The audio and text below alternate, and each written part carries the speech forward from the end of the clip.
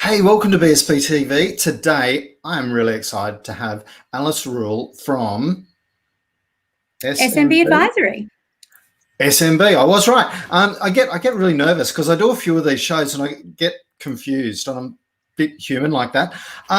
Alice, tell us a little bit about your background and why you're here today. Oh, thank you so much for having me, Kevin.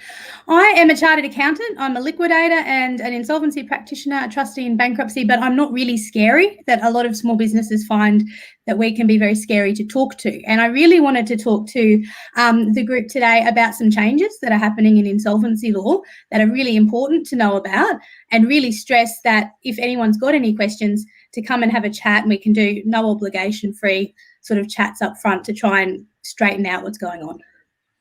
Absolutely. So, and that's a really awesome offer that you're there and happy to help people out at no obligation chat. So one of the real claims to fame. So the government put out these new insolvency laws, right? And they've got this amnesty and stuff and blah, blah, blah. It all gets really, really super confusing.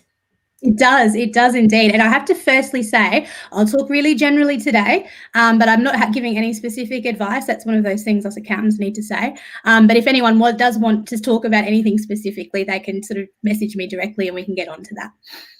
Absolutely. Yeah, because like this is general advice and all that sort of stuff. So don't rely on general advice to go, oh, no, Alice said it'll be fine. No.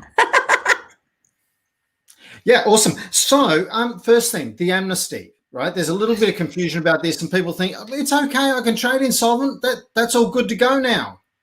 No, so back in March, when sort of COVID all flared up, we all started working from home.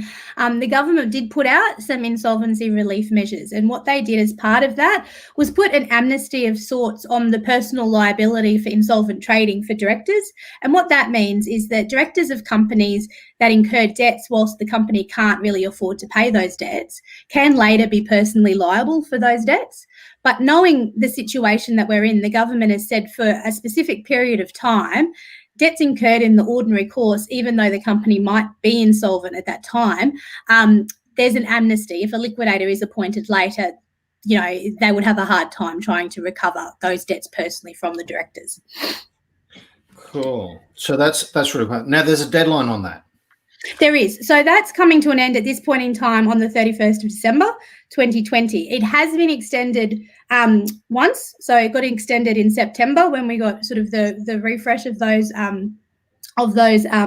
relief measures. But 31st of December, it looks like it's coming to a halt.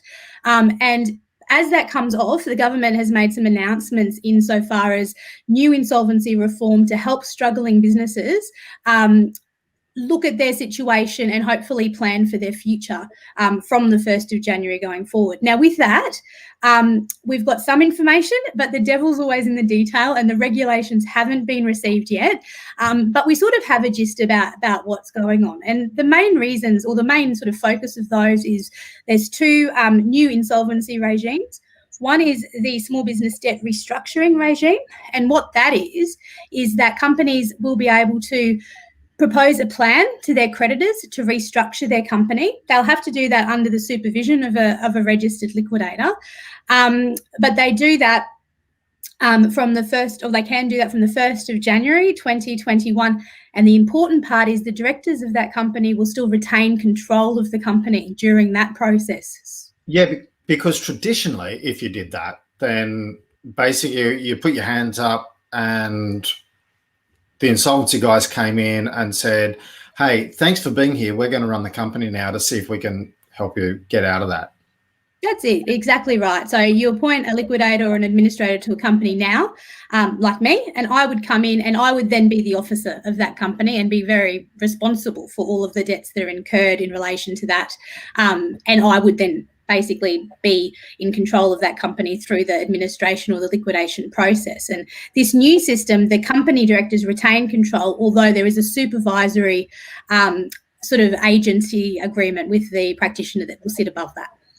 Cool. Much cheaper to work through with that process than it was under the old process. And I absolutely get why the government's trying to help with doing that, because a lot of these situations are caused because of short-term challenges and rules and things that we've been living through over the last 6-9 months, whatever, 15 years, whatever it is that we've been going through this COVID time period for.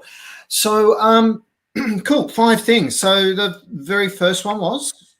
Yeah, so the first thing is that this all relates to companies. So we're talking about businesses that are being operated through companies. So not sole traders, not partnerships, but companies. There are other options available for small sole traders and partnerships, but that's not what we're talking about today.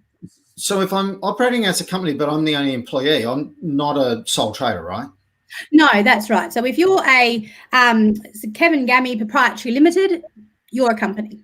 If you're just Kevin Gammy, then you're a sole trader. So that's the difference, is if you've got that PTY Ltd in your trading entity. So it's all how you do your taxes and that sort of stuff. Yeah, how it's been structured. And generally your accountant will have done that structure for you. Absolutely. Second point. So in order for the small business restructuring plan to be commenced, a registered liquidator must need to be appointed to facilitate that process. So it's not something that the company can do on its own and think that it has the protections of the insolvency law. You need to come and see a registered liquidator to sort of work through that process. Okay, cool. Third point. Doesn't need to be paid, but need to be up to date. And the reason I think behind that is so the tax office can quantify the amount owing to it, because obviously any votes in relation to the plan is on the value of debt, and related parties can't vote. So the tax lodgements need to really be solidified there. So we need to make sure that our house is in order coming into that period. Absolutely. So do we need to do that before we come to see someone like yourself, or do we do that as we're coming to see? One would hope that you're doing it as you go anyway, but if you're not, then it will need to be done before the process can start. So if it's not done and you come and see a registered liquidator, they will say to you, in order to take advantage of this regime, you'll need to make sure that your tax lodgements are up to date. If you have got them done, fabulous, you'll probably be able to start the process a little sooner. Okay, cool. Number 4. Well, there was part B there about that you told me. Oh, we need employee entitlement. See, this is why I write notes earlier. Somebody had thought there was some strategy behind that.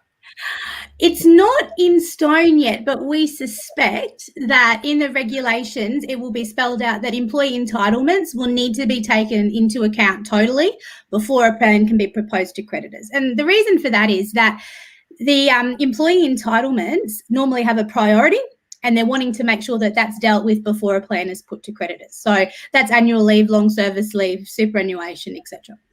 Absolutely. They want to make sure that the staff and the employees are looked after first and foremost, and that they can quantify how much you do owe the government, because they just get lumped in with all the other creditors.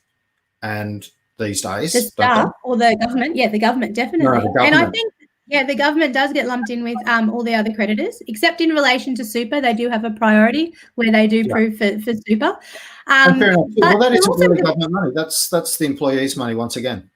Yeah, exactly. And, the Australian Taxation Office is by far the largest creditor, and in most of the liquidations or administrations that happen. So it's a very instrumental creditor as well. Cool. Now point 4. Now point 4. The small business restructuring plan and the simplified liquidation process look likely to only apply to companies that have total debt of less than $1 million. So that debt, not turnover. So you might have turnover of $2 million but you can't have debt in excess, and you might only have a turnover of 300 grand, but you can't have debt of more than $1 million. Exactly, that's it. And I mean, $1 million sounds like a lot, but it actually creeps up quite quickly. And given that most, no, maybe not most, but a lot of small businesses have had tax office sort of amnesty for the last sort of 6+ months, that debt, PAYG, BAS debt, it can creep up quite quickly. So the $1 million debt limit is really, it's not as big as maybe some people might think that it is. It sounds like a lot of money, and it is a lot of money, but it can happen faster than people do imagine. Absolutely. That's right. Particularly depending on what sort of business that you're running. And point 5? The most important point of all, that the earlier that financially distressed business owners can consult with qualified and regulated restructuring, insolvency and turnaround professionals, the more options can be available for dealing with the business going into the future. The later we get things, the less options there are. But when we get things early, when there's sort of a bit of a sniff of something going wrong, there's generally a lot more options that we can bring into play in terms of restructure and turnaround, not just liquidating a company. So that's really important. Fantastic. Look, I want to thank you for your time today. Look, we've our 5 in 5. We've almost succeeded. We've done 5 in 11.